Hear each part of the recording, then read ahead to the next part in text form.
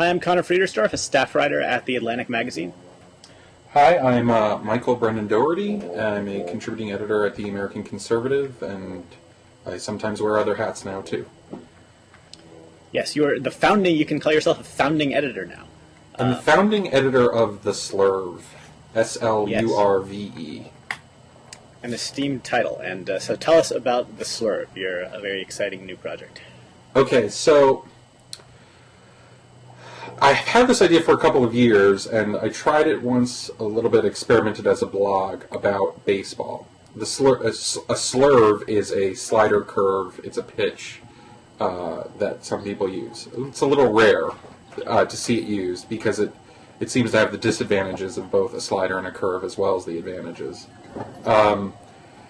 So in any case, I decided I had a couple contracts in the past year end or run out, and I was also feeling a little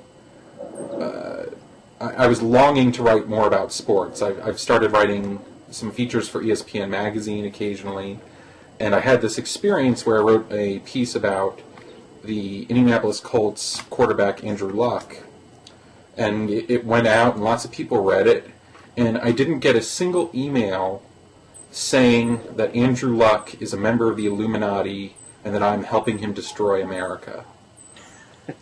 And so I thought, wow, this is really different. This is exciting. And so I've kind of decided to strike out into writing about baseball every day. So I run a paid subscription newsletter, and what I do is I write a little bit of my own thoughts about kind of what are the stories driving the day at the beginning, and link the best work, and then I have news, the best or most relevant, most informative news items, stories, columns about every single team that played the night before, that was off the night before, etc., and then a few goodies at the bottom. So far, I launched it last Friday, and so far it's a minor hit, I'll say. That's great. And so, is it pitched at people who are, baseball fans who like enough of a baseball fan that a Sports Center roundup isn't quite enough? They want more than that? Yeah, it's pitched at fans. So here's my ideal. It's pitched at a lot of people.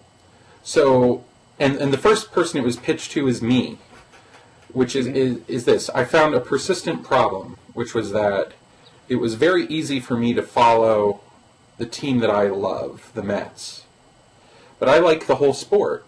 I like the whole pro sport, and even like kind of the minor league game at this point, the prospects. But when I tried to venture out beyond my own team, I was faced with an internet full of noise and junk. Like just rage-inducing lists, fake debates, just contrived junk content all over. And also like unreliable bloggers and things like that. So it takes a long time to get to the good stuff. So I'd seen other newsletters that, as a journalist or whatever that I've subscribed to, that have been really helpful to me. So there's your long reads newsletter, right, where you send out a couple of stories every week, and I would miss those if you didn't send them to me. Then there are things like Ben White of Politico does this Morning Money newsletter, and it's great. It's better than having an RSS reader because I have an experienced editor telling me these are the important stories every morning. Ben Domenech does one called The Transom. I find that really helpful. So I thought, where is this for baseball? And the thing I wanted didn't exist, so I thought, why don't I do the work of doing it, of creating it, and then I'll see if others like it. And so far they do, I think. So this is one... what you're doing is something that you're seeing more and more journalists doing. You were talking about some people who are doing it in the political space, and one thing that I wonder is, it seems like we're starting to see, or maybe we've already seen, the end of the kind of open web era. Someone like you who had this idea 5 years ago, 6 years ago, might have thought, I'm going to start this as just a blog and try to build an audience and hope that I can turn that into people, voluntarily hitting the tip jar, or people, turn it into maybe a part-time gig that someone pays you to do over time, as a lot of bloggers made that transition. And now a lot of people, myself included, have decided that we're going to do something that's pay only for a kind of niche audience, and try and go in that direction. Do you have any additional thoughts on that? Yeah, I do. Yeah. Go ahead. So, I had messed around with this as a blog 2 years ago. Mm-hmm. And I found I didn't like the way it aligned my interests and the reader's interests. So, to do that as a blog, you have to have either the right audience, exactly the right audience for advertisers, or a massive audience. And I found I couldn't pursue my distinctive vision and do that at the same time.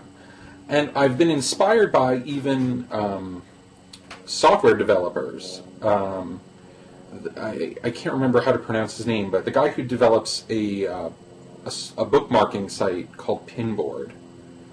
He said, you know what, I'm building this product, but you're going to pay me to use it. Just an initial fee, and then he has a service on top of it that you can pay $20 a year for. And the idea was, he increments the price to use it by 1 penny per certain thousands of numbers of users he has. And the reason he does this is because he wants his business to be sustainable for the long term, right? And not to go through this cycle of trying to grow yourself into 1 million users first, and then getting a bunch of angel investors to buy 70-80% of your equity, and then hope you grow to 1 billion users and then sell out. Right. Yeah. That, for most companies, that's impossible. It's like buying a bunch of lottery tickets. So to me, the idea of, okay, I'm going to offer a service and people are going to pay me for it, it just makes a lot more sense to me. So, and like I said, it's inspired by other people. It's like the idea is, I have a distinctive vision. Part of my vision is, there's not going to be any like weird sexism that creeps into sports sites. There's not going to be like stuff that your boss, like if you're reading my email in the morning, there's nothing that your boss or your kid could see over your shoulder that would put you into trouble. Like you guarantee it. Mm-hmm. Other places have success with that stuff, and that's great. But my vision is just to not have that. So by asking people to pay this small fee, either monthly, $4, or yearly, $36, that helps them guarantee that they'll have this for hopefully years to come. Yeah. Yeah. And also selfishly, I wanted to own a piece of my own income. Like, the journalism business is such a churn. It's so boom bust with individual publications, or at least it has been for the life of my own life in this business. Yeah. That I thought, I'm 31 years old almost, and it's time to own something, So even if it's a part-time income, or if it becomes a full-time one, so be it. But I want to own it. I don't want a bad investment or a bad paywall strategy that someone else makes determine whether I have a job in 6 months or a year. Yeah. Yeah, I felt that same impulse when I started my my newsletter, and if people are unfamiliar with it, it's called The Best of Journalism, and I send out 2 emails a week with links to 3 stories each time, so a total of 6 stories a week. and they're just great long narrative nonfiction. Some stuff that's just been published, some stuff that's totally old. It's kind of random what goes out at a particular time. It's just as I read stuff, whether it's 100 years old or whether it was published yesterday. And it's my curatorial sensibility, and enough people like that they're willing to pay $1.99 a month. And I like it in part because if every internet publication goes away in 6 months or 6 years because the advertising model changes, or because whatever happens, or if they're still around but I get laid off, or if I get fired, I still have this piece of my income that is dependent on me and my relationship with these people who like my sensibility. And I'm actually in the interesting position of kind of taking advantage of this shift away from the open internet with a newsletter that very much depends on the open internet, insofar as I'm sending links to people to long-form pieces that are free online. If every place was behind a paywall, presumably I couldn't do this, because people would just subscribe to the 4 magazines they subscribe to, and that's the long-form reading that they would do. So I'm curious to see. I think that there are ways that my newsletter could evolve if that happens. But yeah, it's interesting to be at this time when everything is shifting, and I think that the returns to entrepreneurial journalists are certainly higher than they once were back in an age of where the comparative advantage was almost always to be hired by a company to do something. And right, and the thing is, too, the other thing that this may allow me to do is it allows me to pursue what I'm best at. So I'm best at writing profiles, sometimes long form. Mm-hmm. Now, currently, because and I have kind of a niche politics, right? I'm one of these dissenting conservatives that was at the American Conservative, etc. Well, the staff writer positions at the American Conservative, at least as it's currently constructed, are really better suited for people that were younger, people that are my age or were my age when I was there. Right. Other mainstream outlets are in too much flux to hire me to do this, and I think some of them might be afraid of my politics for some reason. Other magazines I've written for or want to write for, when I talk to them, they're like, well, we love the work you're doing for us as a freelancer. Unfortunately, all of our staff writers or our contract writers, we have too many underperforming contracts right now, so we don't know when we'd be hiring again, but, just keep working for us. So right. Yeah. I thought, okay, well, that's great that I have a lot of fans, but let me just do this. If you have underperforming contract writers, and that's the reason you can't hire me because you made bad contract decisions, well, I'm going to make a good contract decision with my readers. Right. And hopefully they'll think it's a good contract decision too. But by having this source of income, hopefully, that'll helpfully free me up to do what I'm best at. I worked at Business Insider for a while, and it was the most fun I've ever had environment. And I learned a lot that I'm actually putting to use in the Slurve about how to sell stories, how to aggregate in a way that's valuable to other people. Uh-huh. But I don't think a lot of people, thought that was my best stuff day to day. Mm-hmm. I just serve a different audience, so I prefer this niche approach to my journalism career. Yeah.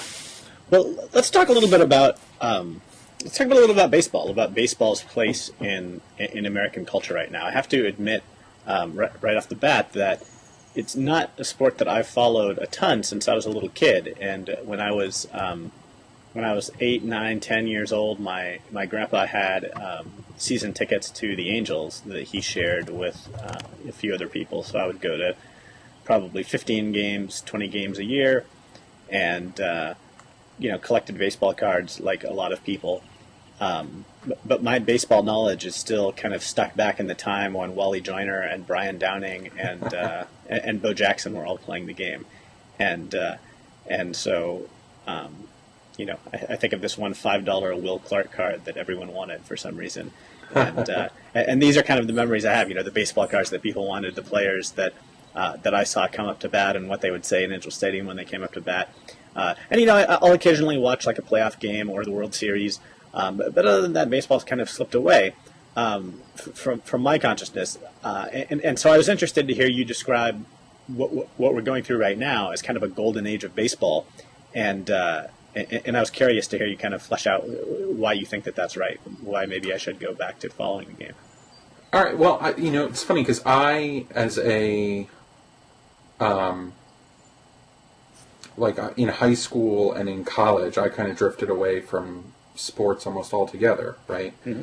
It just it spoke to me a lot as a kid, and then not as much when I was just developing interest in ideas in the world, in politics, etc. But as I came out of college, I still had a lot of friends from high school, and we were all going in different directions. And suddenly I found sports were becoming more interesting to me and more important to me, personally and then also socially. That I could still talk to my friends about the teams we liked in common, or the teams we hated in common, or about a rivalry between teams we rooted for.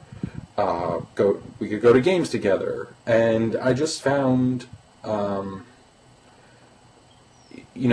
over time, even as I started writing about politics, I thought, sports writing and sports is trivial. It's so inconsequential compared to the political things I'm writing about.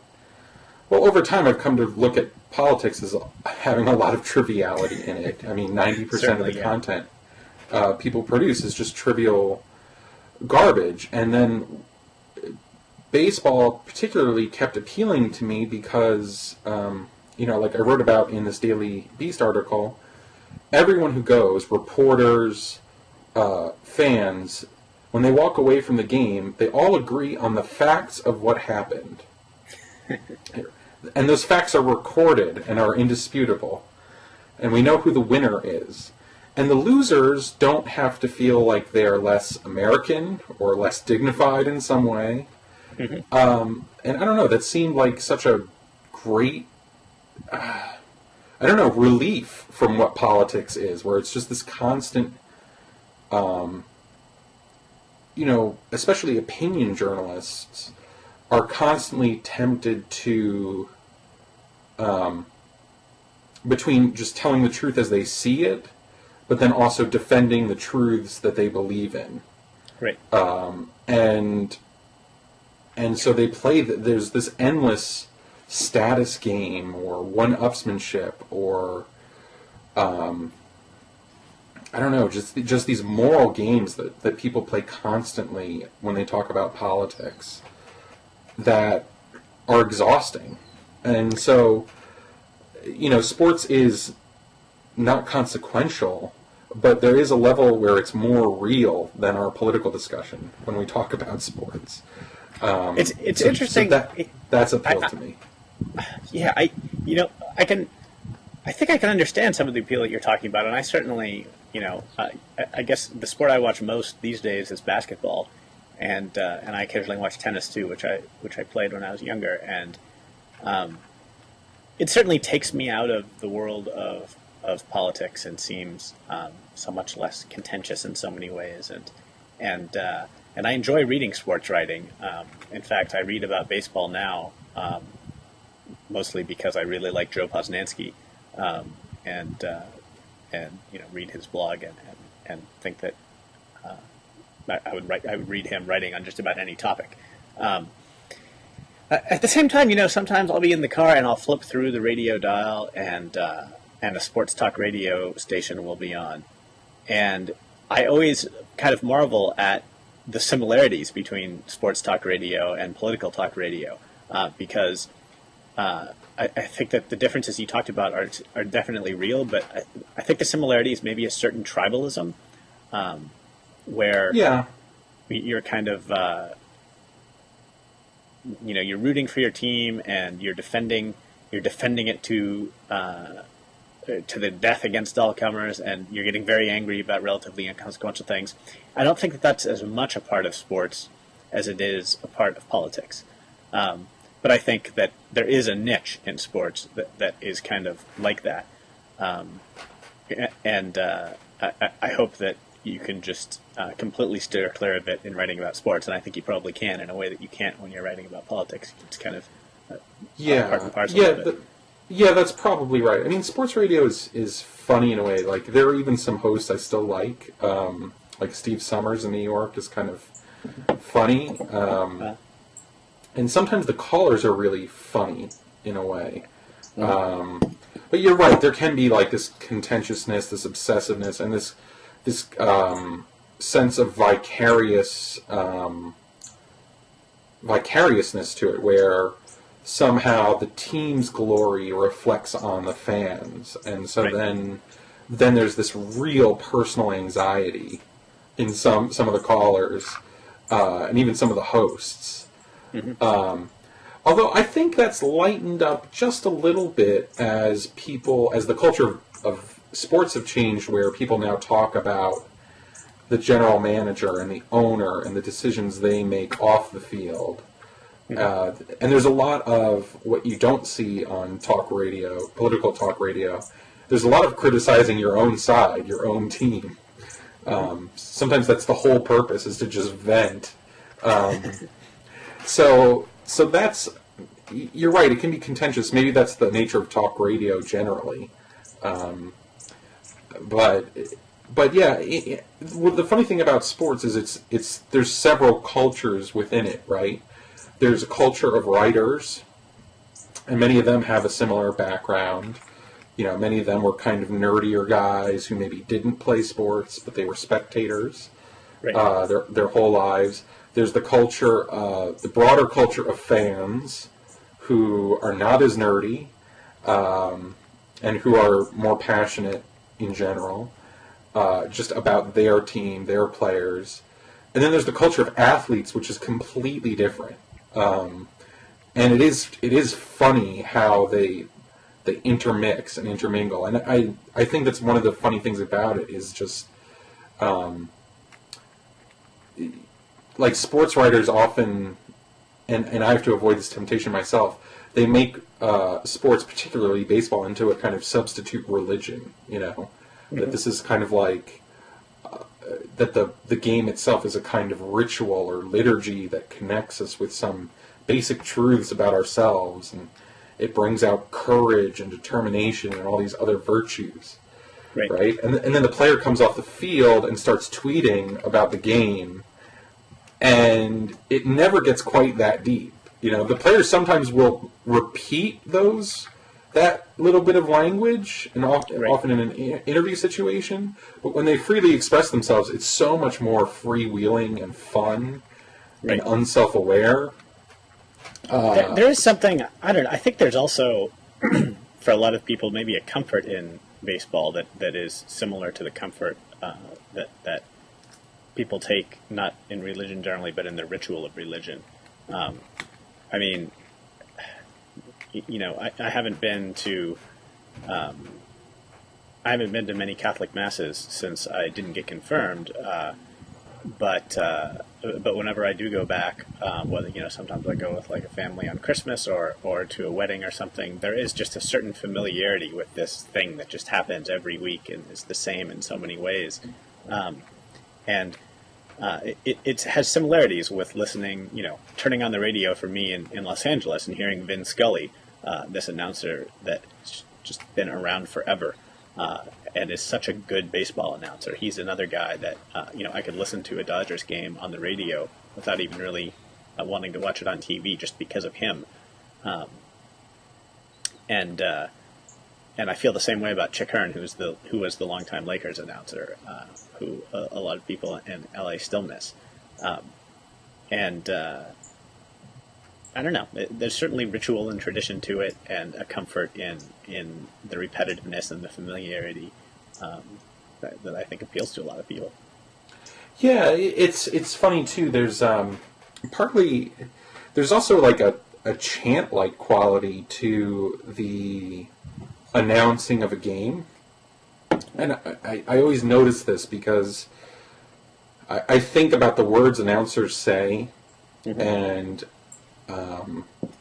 like the Mets have this amazing television broadcast team of Gary Cohn, and then they rotate in Keith Hernandez and Ron Darling, two former Met stars, and it's probably one of the most skillfully called play-by-plays, along with just an amazing color team.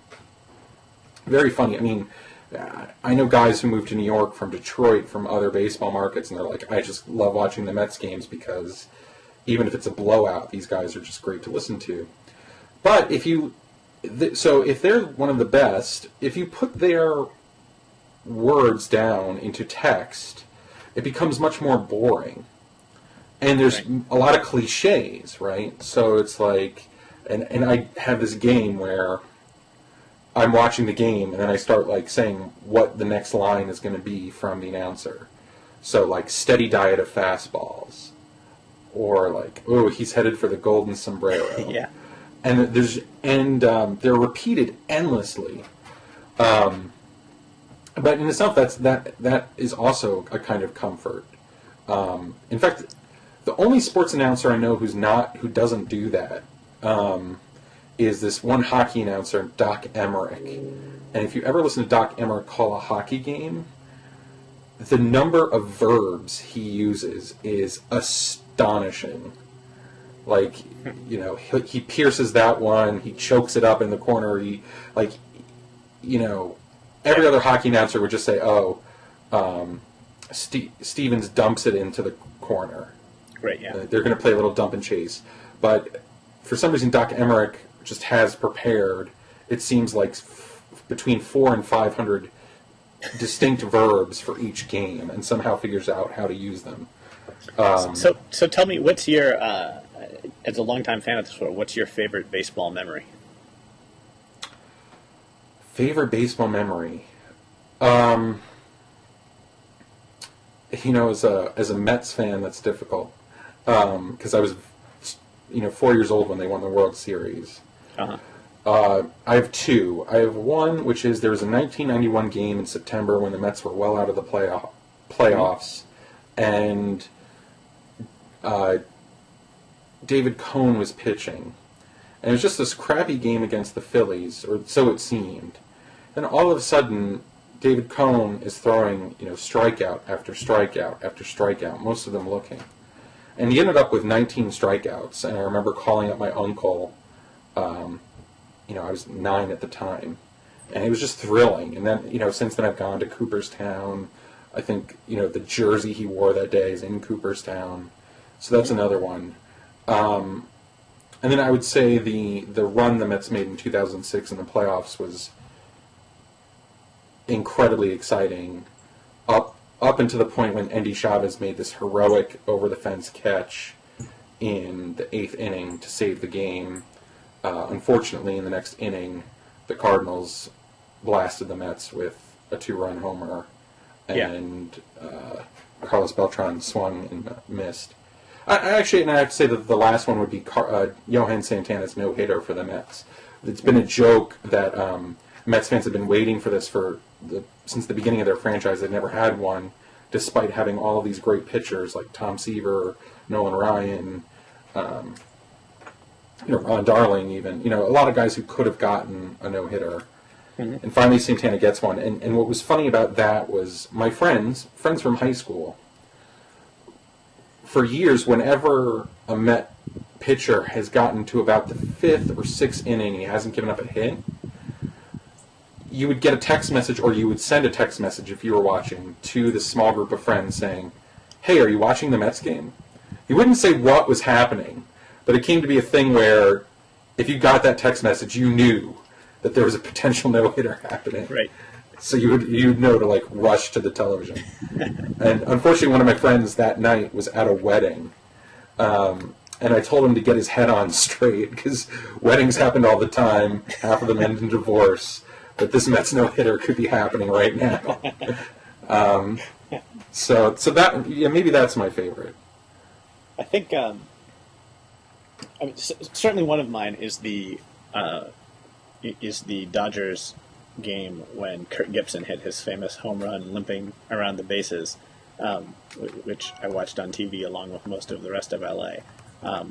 And I think especially as a little kid, hitting memories are more exciting than pitching memories if you're not a huge baseball fan. Mm-hmm. And that was kind of the ultimate thing that even non-baseball fans could understand. This guy's hobbling and he's injured, and he's coming up to the plate, and he basically has to hit a home run in order to even make it on base. He's hobbling so much. And it was just such a perfect coming together of everything. The other memory that I was, in hindsight, very lucky to be there for, I was actually at the game, at an Angels game, and Reggie Jackson played for the Angels late in his career. And in this particular game, I was there with my two grandfathers and my dad. And my grandfather goes to buy beer for my dad and my other grandpa. And while he's gone, Reggie Jackson hits a home run. And so he comes back to the seat, and they're drinking their beers. And at some point later, he goes to the bathroom, and Reggie Jackson hits another home run. And I promise you, I'm not making this up. My grandpa, later in the game, went to the bathroom again, and Reggie Jackson hit 3 home runs in that game, and my grandpa missed all of them. And so it's kind of gone down in family lore as something that we always kid him about. But also, it's just amazing to be there for a game when a guy hit 3 home runs. It doesn't happen very much. So yeah, despite my lack of being a huge fan, I definitely have some fond memories of the game. Yeah, that's awesome. So I'm sorry, I cut you off. Go ahead. No. I was going to say that's awesome, and the connection between fathers and sons, I think, is a big part of the appeal about baseball now. And in itself, I bet the sport, I think, is going to continue to become more dynastic, where fathers that were in the league will have sons that are in the league, just because I think they're able to give the culture of athletics is now so all-consuming that it is something that almost can be passed down generation to generation. Right, there's high returns to starting early and training. Yeah, there's high returns, and then knowing all the best trainers and all these other things, and just being used to the life. But it's also that way for fans, Mm-hmm. So no, that's huge. So I wanted to transition a bit. You had a piece. I mean, I thought we could change subjects a little bit in case people are wondering why two conservative-ish or critical of the conservative movement writers are just endlessly talking about baseball. You had a piece that's not baseball, so for non-baseball fans. Yes. I'm sorry, I missed the first part of what you said. Which piece are you talking about? Wait, you had this piece about well, we were talking about it earlier, the Lobster Claw. Oh, yeah, yes. Thing. Okay, so, so there are a couple pieces I'd love to talk with you about real quick. One is that you're familiar with the machines where you go into an arcade and they have the claw and you put in a quarter and you try and get a stuffed animal out of the glass case with this claw that lowers, and made most famous in Toy Story, I suppose. And so I was going to this place that I frequent, the Bear Flag Fish Company, and they have excellent fish tacos of all different sorts. And so I go in one day, and they have this new machine in the corner. What's that? And I go over and I look at it. And it's a claw machine, except instead of stuffed animals inside, it's a live lobster tank as well. And so you put $2 in, and if you can catch a lobster, then they will cook it for you, and you'll get a $2 lobster. If you can't catch a lobster, you'll just have wasted $2. And so, I don't know, this is I've been thinking about this a lot ever since. Partly because it just seems like, how did no one think of that idea before, right? It's perfect. A lobster claw versus a claw. I don't know. There's something just irresistible about it that appeals to a lot of people and that causes them to put their $2 into the machine. No, it feels like something that would be in like a Russell Banks short story about Maine or something like that. No, it's kind of perfect. And in addition to thinking about it for that reason, I also thought about it because, as a big fan of long-form nonfiction, I thought of David Foster Wallace's piece, Consider the Lobster. And it was interesting watching people go to the machine and try it, because a lot of people had kind of the same experience I did, which was that they both kind of felt just impelled to try this thing. Like they really wanted to try it, but they also were kind of relieved in a way when they didn't catch a lobster, and felt a little bit uneasy about the whole thing. I'm not a vegetarian, and if I was served lobster on a plate, I wouldn't really have any objection at all to eating it. And yet, having to actually try and catch the thing with this big claw and seeing the lobster kind of resist, or kind of scurry away, and then as the claw went back up in the air, it kind of like punched its little claw out as if to try and like hit it. And I don't know, it was just a different experience. And I'm sure it sounds ridiculous to anyone who regularly goes out and hunts, or who has worked around animals that were slaughtered or whatever. But for most people who are completely disconnected from the living animal when they eat their food, this is a kind of different experience. And for some reason, the act of I don't think that the claw would hurt a lobster with his tough shell, but it's somehow different than just seeing the tank in a fancy restaurant where there's a lobster tank, and they reach their hand in and grab it. Right. Well, it's definitely like we're definitely on some level like. I think it's easier to imagine yourself as the lobster in the case where the claw is coming It's so down. true. So because we look at it and we typically understand animals in human terms. Like a lot of times, people with dogs, they think when they come home and the dog has done something like, chewed on a shoe or peed on a carpet, and the dog flashes them a look, and people say, "Oh, he looks guilty." Mm-hmm. But it's not guilt. The dog is very likely, according to dog scientists, flashing you a look that they know through practice softens your anger at them. So it's just a pure Pavlovian response of trying to re-affiliate themselves with you. Right. Because you're the source of food and pleasure and everything else, and potentially a source of punishment.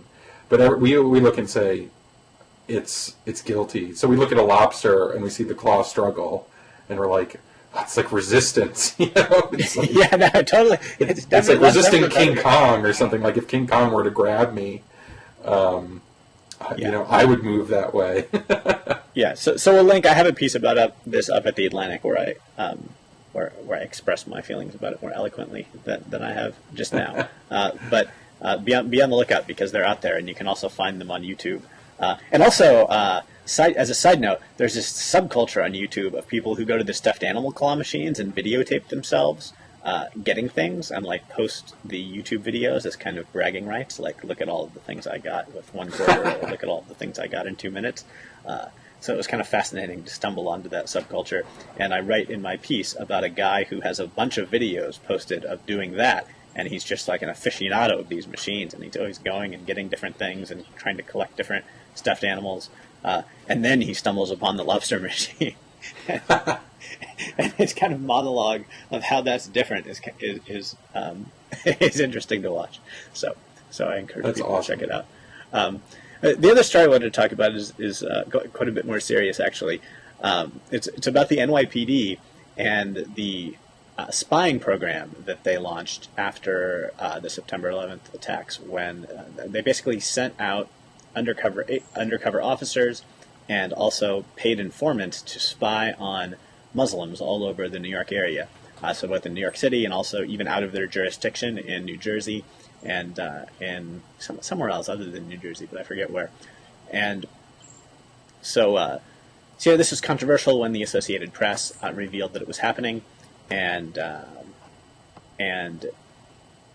it kind of has been out of the news for a while, but a report just recently came out where some nonprofit workers went in and interviewed a bunch of people from the Muslim communities that were spied upon, and talked about how it affected it. And one of the scandalous parts about this is that people always talk about the trade-off between liberty and security, and the notion that we have to do some of these things, and a whole range of things. I really disagree with that. But in this particular instance, the NYPD has acknowledged that they did not get a single terrorism lead out of all of this. So whatever you think about the propriety of doing it, if you think that maybe it could work out under a different cost-benefit analysis, there really has been no benefit in this case. There were no plots uncovered. There were no leads that led anyone to actual terrorists. And what this report really did a good job of focusing on is the costs that you wouldn't expect, not the abstract costs to civil liberties as like a general notion, but the way this changed how people experience their own communities. And in ways that even as someone who's really opposed to this, I'd never really thought of.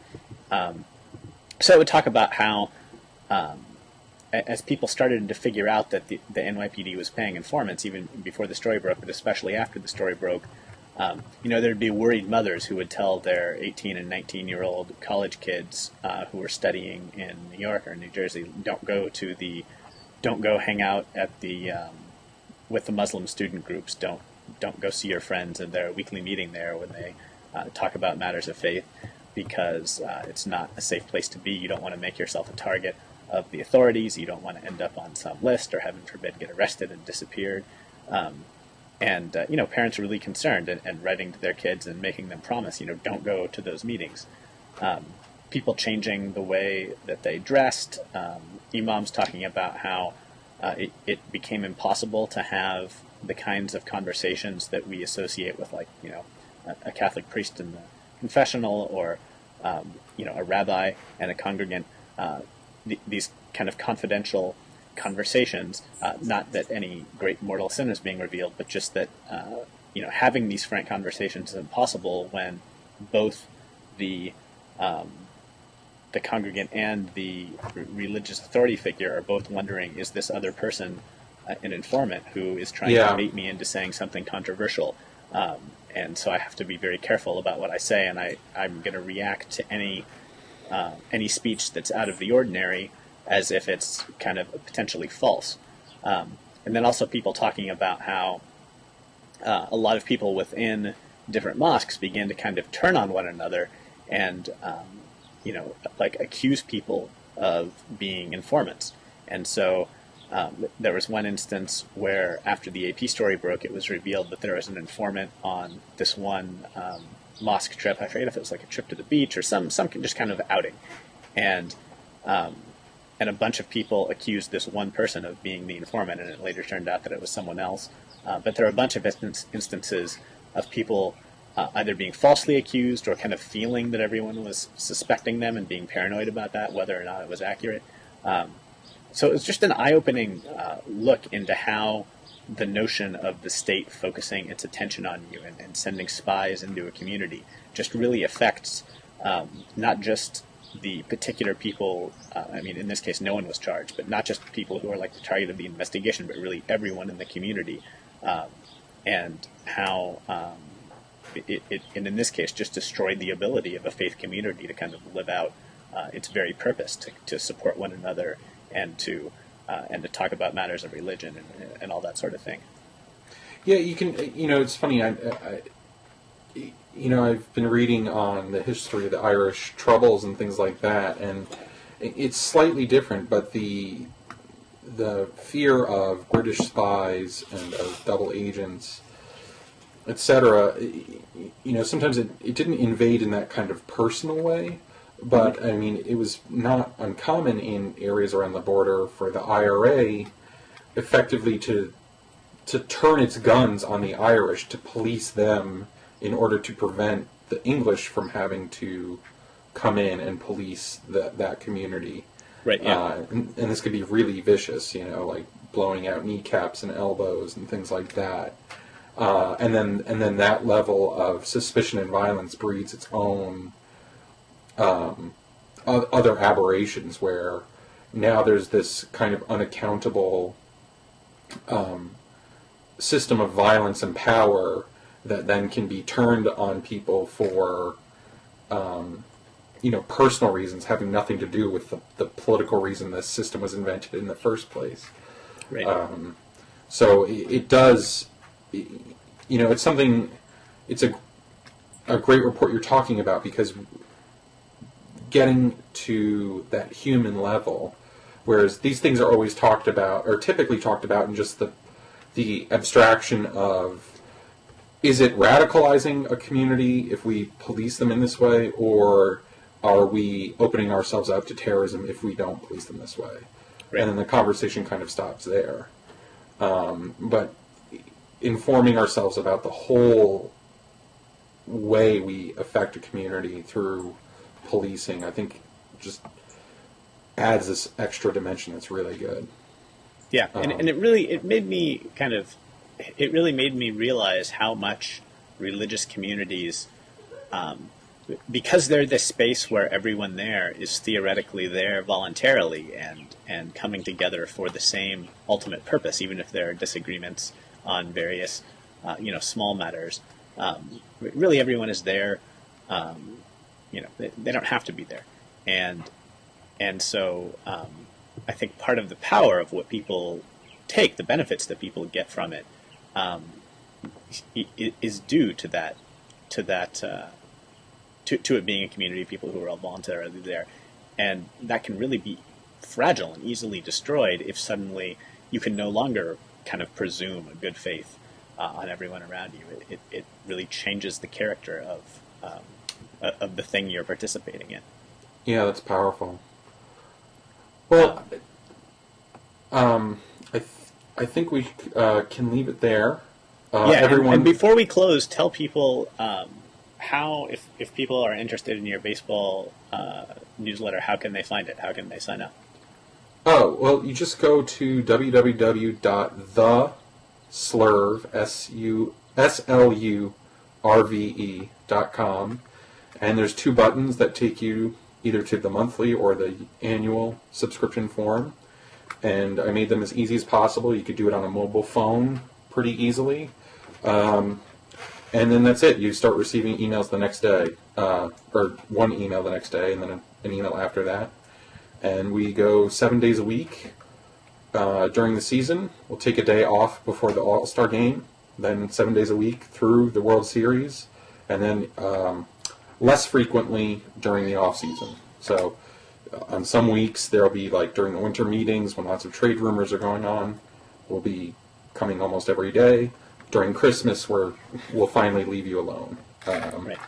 And we'll also have some features, some original interviews and other essays and things like that in the winter to keep it interesting and worth your money. All right, sounds good. Yeah, well, I will look forward to it. All right, take care, and we'll meet on the other side of our newsletter empires. All right, sounds good.